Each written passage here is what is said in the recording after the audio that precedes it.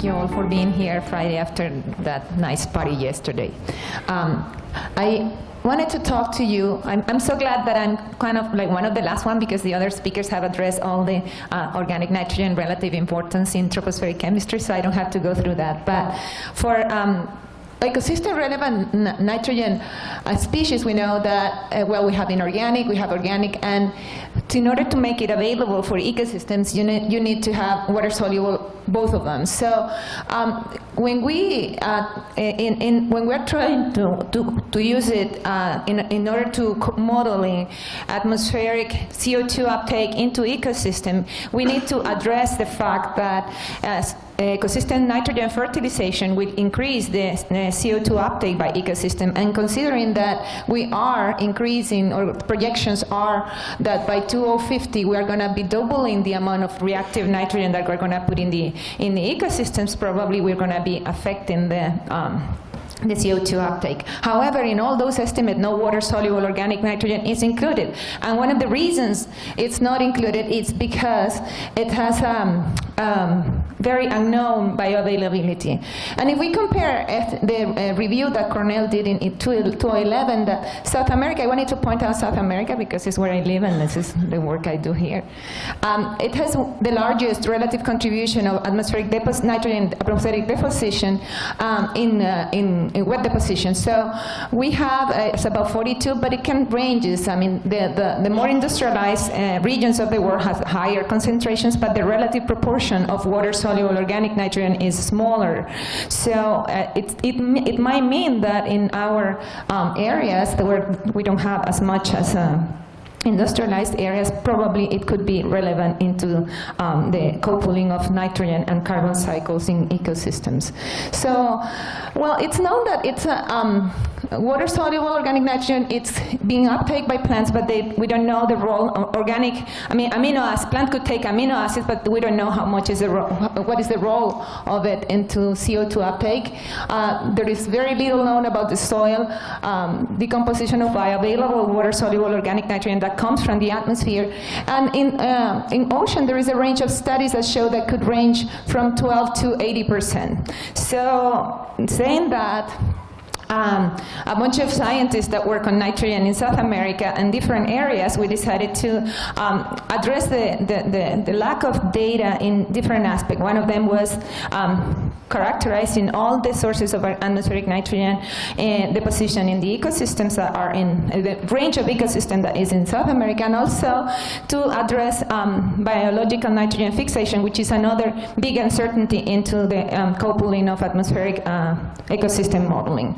So if you want to know, I'm just telling this because there are some South American scientists that might be interested in knowing this, and if you want, we can talk after my talk about this project. And we have a bunch of scientists from all over the place that we're trying to homogenize methodologies and sample collection and systematic observations, trying to get a time series of atmospheric deposition in stations that could provide enough information for the future. So what we've done is first accessing the existing data. We just wrote a paper and that we are talking about the Latin American nitrogen challenges, and we just recently addressed the challenge of nitrogen greenhouse gas management in Latin America, and it's in press. And now we're addressing what is going on with the atmospheric nitrogen deposition with the existing data. There is a bunch of data that we have produced, but somehow they haven't made into the Science Citation Index. So we have to get together and put it together to make a compile information. So I'm doing that for the Venezuelan sites. We have a bunch of previous studies that we've done, and we collect with deposition, rate deposition, measure carbon monoxide and meteorological data, and we produce some results, and we wanted to know how well we were doing in comparison to other sites around the world. And we find that for total suspended particles, the water-soluble organic nitrogen relative contribution to total nitrogen is from 35 to 72%, and it's similar to what is found around the other areas, the globe that have measured also in total suspended particle. When talking to wet deposition, we excluded Maracaibo, which is a very heavily polluted area because it's downwind from the largest refinery of South America. So it really will bias our range. So we found that we have really high concentration in the web deposition in comparison to other studies. And that high value represents about 92% of the total nitrogen deposition. And this is really interesting because that is a place that we have the high relative contribution is in the Canaima National Park, which is really, really far away for any anthropogenic sources. So this is mainly the nitrogen input that those ecosystems are receiving is derived from water-soluble organic nitrogen. So, and we saw also, excluding that data from Maracaibo that I talked to you about, we also found a correlation between water-soluble organic nitrogen and no-sea salt sulfate, and also for inorganic nitrogen. So we thought that it was derived from secondary organic aerosols from remote continental sites, probably biomass burning during the dry season, and from remote coastal and oceanic sites, long-range transport and tropospheric oxidation of VOC, including the dimethyl sulfide. So, this is the work that we've done in an island because we wanted to address further what is the correlation with sulfate that we found. And so we are part of the Cariaco Trench project, which is at times an oceanic time series, and they asked us to produce information about how much nitrogen is being deposited in the basin to see if they could correlate that with the primary productivity that they see in the oceanic column. So we went ahead and went to Margarita Island, which, by the way, is a very high tourist destination for Brazilians. They love to go there. And we went and set up a station in the Faro Punta Brava, which is a Venezuelan Navy Hydrographical Division lighthouse. And the island is right here. We have here Trinidad and Tobago, and this is northern part of Venezuela. So we went to the rainy season and the dry season of 2008 to 2009. And this is, by the way, Rafael Race's thesis. He could not be here because he's, as we speak, in the middle of the Atlantic in a cruise from England to Argentina collecting really good data, so he could not make it. So we found the reactive nitrogen in the total suspended particles. It's the red is Margarita Island, and we find that it's within the range that those found in other places, so we're okay in terms of the maintaining the same values that other authors have found. But we found that if there is a coastal area that is influenced by air pollution, the water, the concentration of reactive nitrogen is a lot higher. And when we compare the rainy season to the dry season, we find that water-soluble, the rainy season have larger values in comparison with the dry season for both species, water-soluble and water-insoluble, and that's statistically significant. And they seem that they are from similar sources because the correlation is pretty much 1. And the ratio of water-soluble versus water-insoluble. And we wanted to see that when we find that correlation, we wanted to see which one were the possible sources, why the rainy season had larger organic nitrogen than the dry season.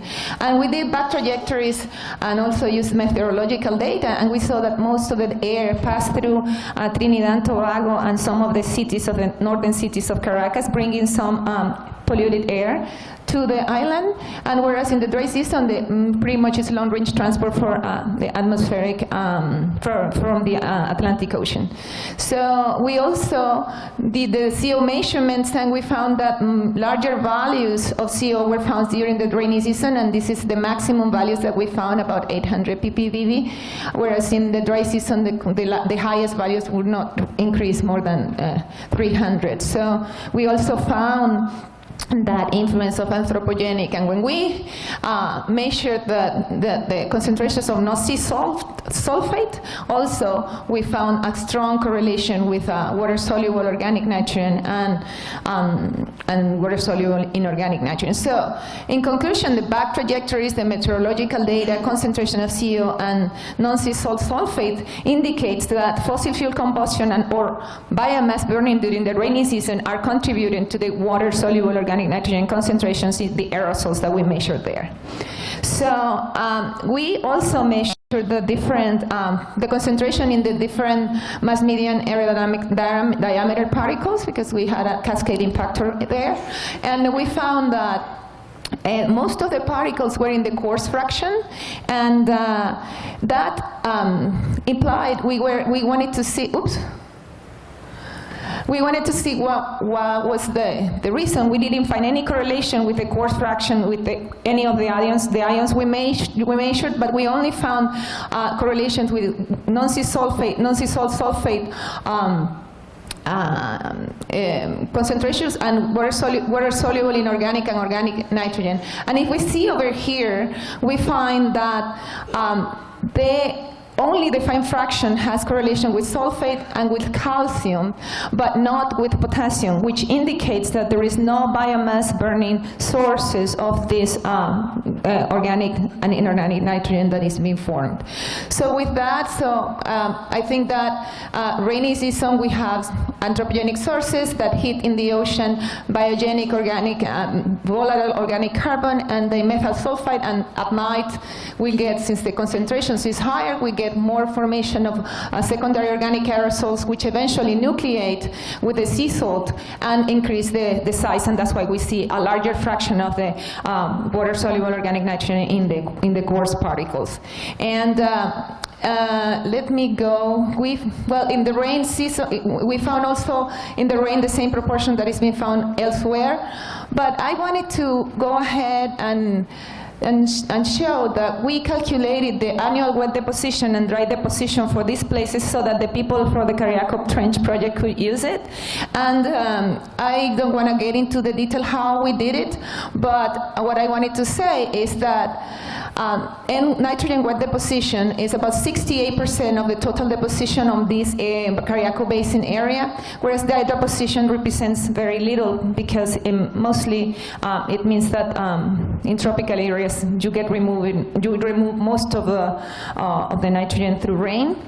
And if we calculate it through total estimate as in kilograms of nitrogen per hectare per year, it's about 2.85 kilograms of nitrogen, and it's about the same range that Liu et al.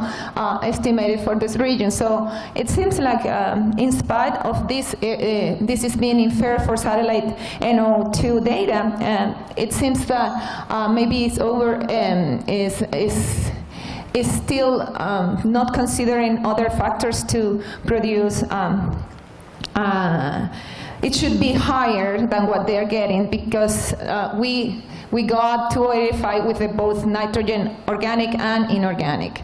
And as a concluding remark is we got about 50% of the water-soluble organic nitrogen from the atmospheric deposition in Venezuela is the relative contribution is 50%. We also have that they both have the similar ratio, and the relative reactive nitrogen deposition is about 3 kilograms of nitrogen per hectare per year.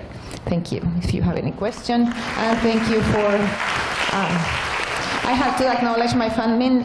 My funding is the IAI Nitrogen Cycle in Latin America, the NNet network, for allowing me to be here with you. Thanks. Thank you very much, Tibisay. And we have time for some questions.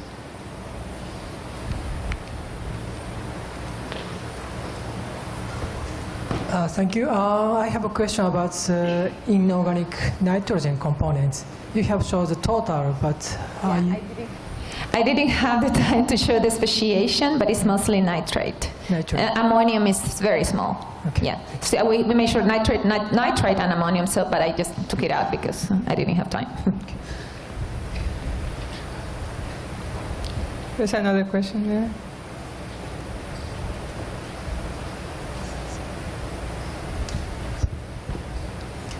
So do you see an increased biological production in the ocean following the wet season?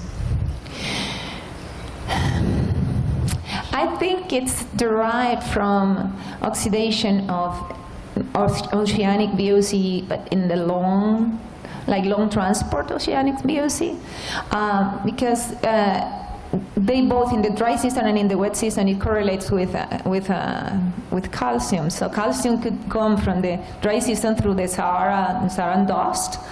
And maybe what could happen is that it might be more oxidized or organic aerosols, but we don't know how to see that for the aerosols that are being deposited during the dry season. I think that they are probably long-range transport, tropospheric chemistry, and then being deposited there. Whereas the ones in the rainy season, since it's closer sources, it's going to be less oxidized organic matter being deposited. But I don't have the measurements. I don't do those sorts of measurements. I don't know.